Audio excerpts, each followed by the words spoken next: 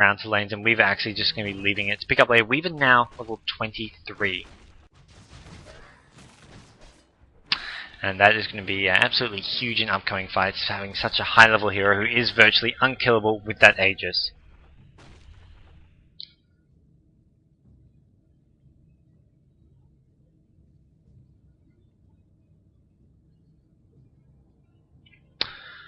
Okay, and I mean, at the moment, right now, it's just Nirvana haven't pushed a single tower.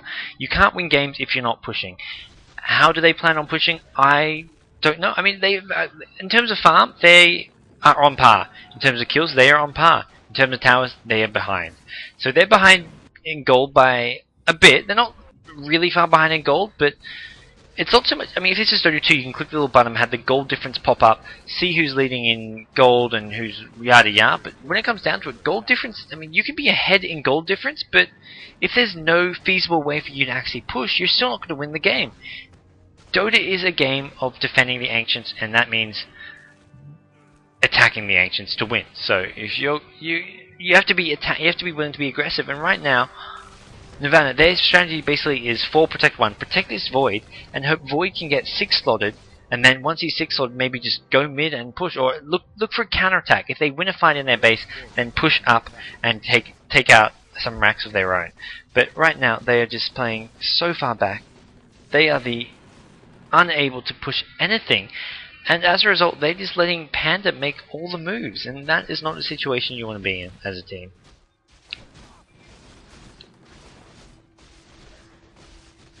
I mean, at this rate, it's only a matter of time. I feel like there's not much Nirvana can do to actually win this game. It doesn't matter how many items Void has. Panda are just going to structure their push so that he's not going to be able to get a big Chronosphere, and basically not allow him to get into that zone where he can just absolutely destroy people. Top lane, and look at this tier 3 tower getting to red HP. More and more pressure coming from Panda, and they're in no rush as well. As you see, Weaver getting more and more farmed. ES going to have that Blink Dagger up at some point, I imagine. Does have a couple of braces and arcane boots. Obviously, this is where I think China just used the ES so differently, but so well compared to other places, as they do have no Blink Dagger on ES. Normally at 44 minutes you'd see a Blink Dagger on ES in any European game. Here they have given no farm at all to the ES. It's gone to pretty much all the other heroes. He's been played as the number 5. Like if you know how this works, basically there's farming pros. You have your number 1, which is Weaver in this game at least. Number 2 is Tinker, I want to say. Number 3, probably Prophet. Well, either Prophet or Clockwork. I mean, Clockwork was obviously one of the solo heroes, but he was put in a side lane where he wasn't going to find much farm.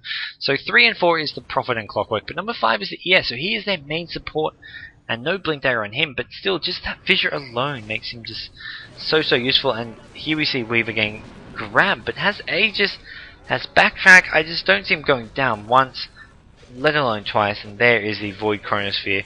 What's he going to kill? He is going to kill the Earthshaker, which is going to be fairly useful, especially if they can get the Prophet as well. Earthshaker immediately buying back. And Void does in fact go down, so just the Earthshaker going down for the Scourge team. Buying back though is going to be coming back to this fight fairly quickly, and we do see Weaver just shakooching out of there.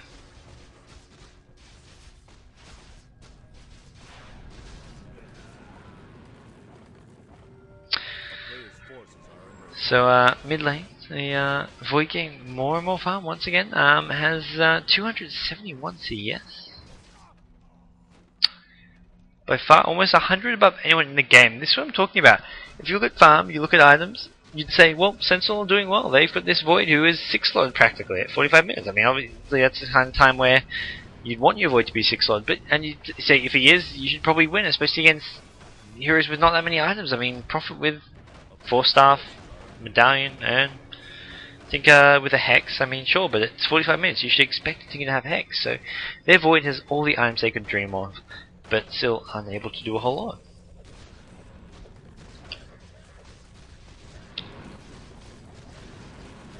And what we're going to see here is the top racks having been taken. Nirvana now really on the back foot, and that's just because they're so unable to defend with their heroes and so unable to push on their own. on their own account. So if they can't push on their own account, they've no way of winning the game apart from a counterattack. And counterattack relies on your opponents to make mistakes. You don't want to ever be relying on your opponents to make a mistake for your team to have a better chance or an improve, for your team to actually stand a good chance. You want to be able to create the openings yourself. Use heroes that can, create these openings and have control over the game, which is what Panda have done with their picks. The Prophet, the Clockwork, these globally present heroes can have a big impact on the game and really take control of it. And loving that they what they did with this draft. Firstly, they gave up Batrider, which is nothing too worried. Then they could have first picked Lich, but they left Lich there, I think, knowing that Lich is one of those heroes that can't really control the games or the tempo at all. So they said, hey, we're going to give you Lich as well, or at least leave it there. If you guys want to have Lich and Batrider, take him, because we're going to take these heroes that can move around the map, be anywhere, and just really shut you down, and use that to their advantage to fit into their alignment. And there we see Aegis being taken by Weaver, and this is just like a tick, tick, tick. How much longer can Nirvana survive?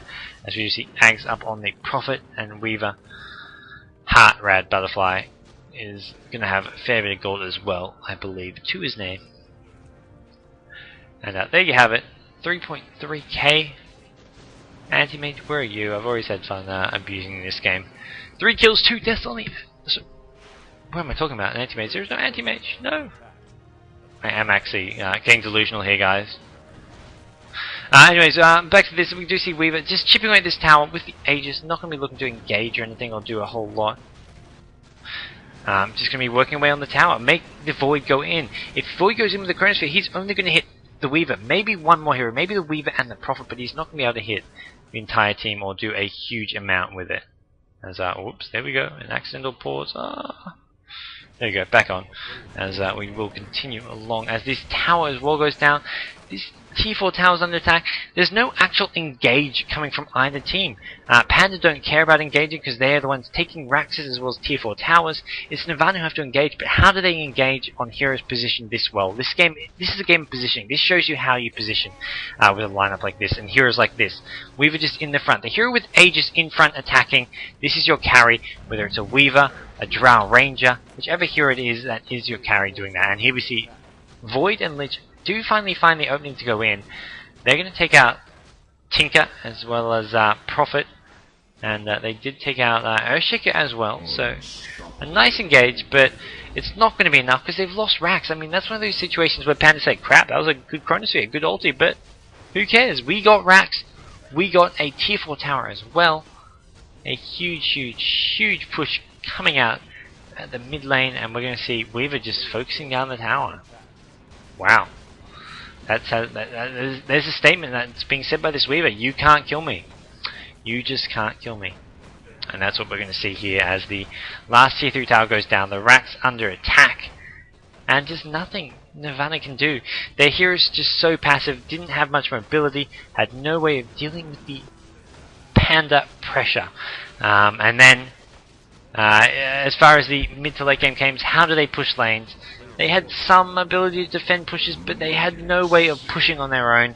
They were entirely reliant on the Void, and this 4 protect 1 strategy just doesn't work in that fashion.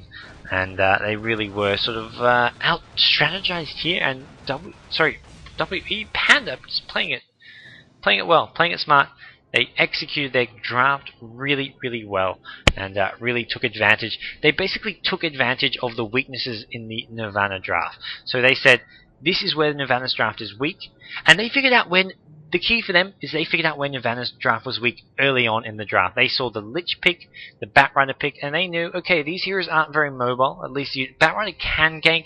He's not going to be getting many runes, so if they put him mid, he's going to be focusing on shutting down mid. He's not going to be going to the side lanes to gank too much until he gets a Blink Dagger. So they knew these heroes wouldn't be too mobile, so they picked some mobile, aggressive, pushing and ganking heroes of their own, knowing that they would be able to push down towers and not lose any towers. They didn't lose a single tower all game, and that's a huge goal advantage for them and really set them up to be in a great, great position. So that's kind of where that worked out for them. Thanks guys for tuning in. That's game 1 of Nirvana versus Panda. I'm getting absolutely exhausted and delusional as I'm so tired. I'm going to take a short break. Well, not so much a short break. I'm going to take a break, as in a proper break. Take a nap, and I'm going to be on a bit later tonight, I want to say, with more WDC replay analysis. I'm going to just get started, slowly get through as many as possible. We're going to be doing some Na'Vi and DK Na'Vi versus DK matches later on. As many of you know, some awesome surprise picks there from Na'Vi, or a surprise pick from Na'Vi. And we're going to be looking at Game 2 of Nirvana versus Panda, as well as various other games featuring other top Chinese teams from this World Dota Championship. So thanks for tuning in, guys. That was my first go at my replay analysis. We're going to have more coming your way later tonight, I want to say, depending on how I go with my little nap, as well as other things. But more over the next week. I'm going to be trying to get through as many replays as possible. So thanks for tuning in, guys. That's it from me for now. And unfortunately, the game did go quite at least the last 10-15 minutes. Yeah, as someone's saying in chat, there was no epic comeback. These teams just play flawlessly. They don't make any room for comebacks, and if they get a lead, if they see a position that they can capitalize on, they do. They take it. They don't give you any opportunity to get back in the game, which is why these teams are on top of the world at the moment. So some great stuff there coming out of both those teams, and really nice seeing Panda execute sort of an unusual strategy, at least for the Chinese metagame, not going for sort of the any sort of hard carry. But I mean, we've obviously a hard carry, but focusing more on the sort of very mobile heroes, the Prophet, the Clockwork, as well as the Boots of Travel on Tinker. So thanks for tuning in, guys. I'm going to turn the stream offline now and go take a little break. I'm Gods from Ghosty Gamers and Team Natural 9, a top Australian Dota 2 team, and that's me signing out. So thanks for tuning in, guys.